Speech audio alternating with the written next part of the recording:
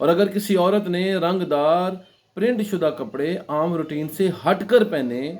یعنی اس انداز کا کپڑا پہنا جو عام روٹین سے وہ نہیں پہنتی، تو یہ بیمار ہونے اور خصوصاً جلدی امراض کے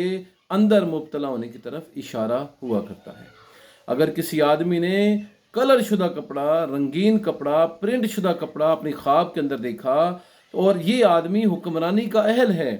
یہ آدمی پڑھا لکھا ہے اور حکمرانی کے اندر دلچسپی رکھتا ہے، تو اس کو کسی بڑے مقام اور مرتبہ ملنے کی طرف اشارہ ہوا کرتا ہے۔ اسی طرح کلر والا کپڑا، رنگین کپڑا، پرنٹ شدہ کپڑا دیکھنا، پہننا، یہ عالم اور جاننے والے آدمی کے لیے، اہل علم اور اہل